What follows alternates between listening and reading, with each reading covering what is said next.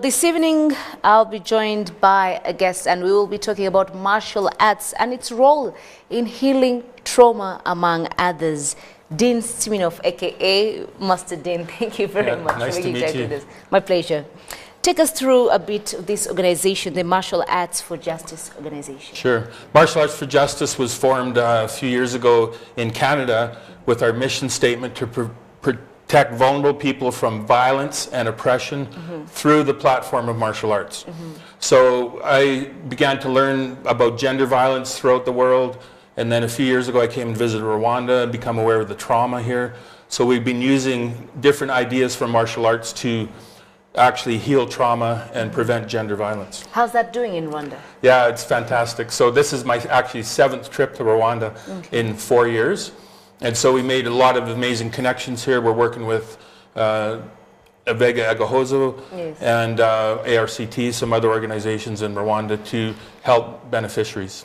You know, I have this question because I know using martial arts for me is more of, you know, taekwondo kind of stuff. Sure. So how does that help someone? How is it therapeutic for people? Yeah, good question. So when I first started to come back to Rwanda and I wanted to help prevent gender violence, so as we were empowering women and teaching them some basic self-defense and using some of the skills and ideas of mind-body through martial arts, we also started to see trauma healing happening. So then I went back home, I investigated more and more, why is that happening, and we started to learn more about our nervous system and more understanding of what PTSD really is and how it affects the body. Speaking of Avega Agahozo, I know that you've had training with them. You know, what have been the results so far? Yeah, amazing results. So all the widows that have participated have just had amazing healing and pulling out of their traumatized state. And so one quick example I can give you is we had one widow we worked with last year, and some of the widows I only worked with actually for a couple of hours. So last year I was working with 35 Avega therapists, and then this one widow we worked with for a couple of hours. So she went home that night. She said she had the best sleep of her life. She dreamt she was being attacked, and she dreamt she could fight back. Oh, really? So she's one of our best advocates for the program now. And I'm trying to imagine the age group. What age group do you have? Because how old should you be, or how young should you be to practice this? Yeah. So we've worked with widows, we've worked with youth, girls in teenage years, all the way through to 70 years old. Oh, really? So any Avega widows, like genocide widows, we've worked with, So where is this organization? Is it in Kigali? Do you have branches across the country? So Martial Arts for Justice is a registered Canadian charity. So we do fundraising in Canada. I'm Canadian. That's why I'm wearing this jacket tonight. So we do our fundraising in Canada, but there's different reasons why we're in Rwanda right now, but besides falling in love with the Rwanda people, there's just so many doors open and so many opportunities to use enhanced resilience training in Rwanda, so that's why we're here right now. So, but your plans, what is your future plans for, for this so that it can expand? And how do you, plan to include others, even those who have disability? Exactly. So you see Zula was here with me tonight and Blaze. So we're building a team of people in Rwanda that are trained trainers. So we work on that premise of training trainers. I can't teach everything always myself. So the more people we train in Rwanda, we want to empower Rwandans to help Rwandans. So that's our concept. And so we're doing a lot of work through Avega, but we're also looking in other discussions with FFRP and working on gender violence prevention in schools even.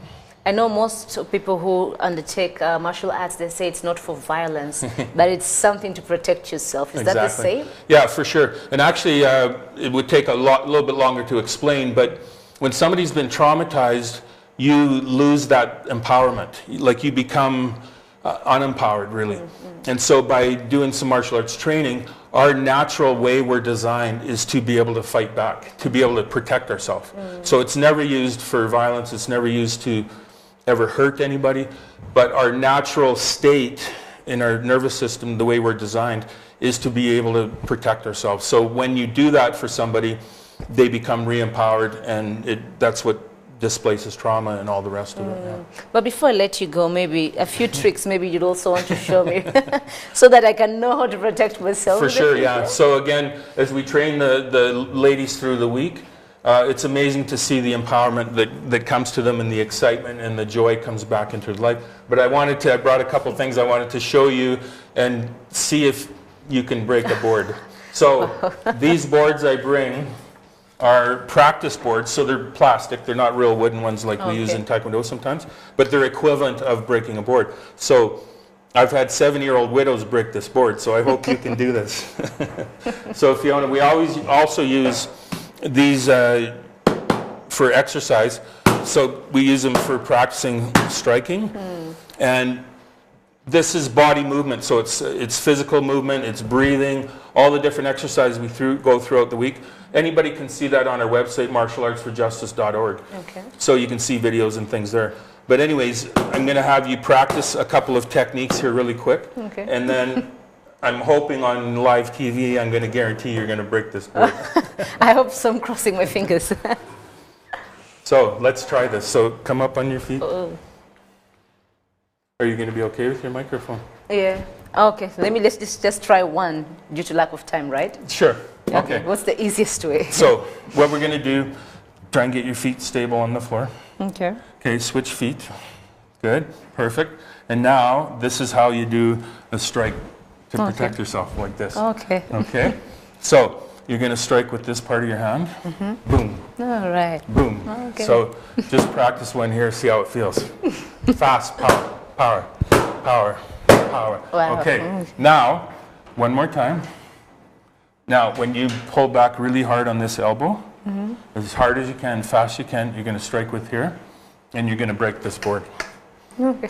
Okay? And then you can tell us how empowering it feels. Okay. So, big deep breath, really fast, no hesitation. I'll count to 3. 1, 2, 3. Oh, wow. Quite relaxing, yes. Well, thank you very much, Master Dean, for making time to be with us, and of course for the, that was quite worth it. Yeah. Nice to meet you, and I appreciate your support. Thank you very much.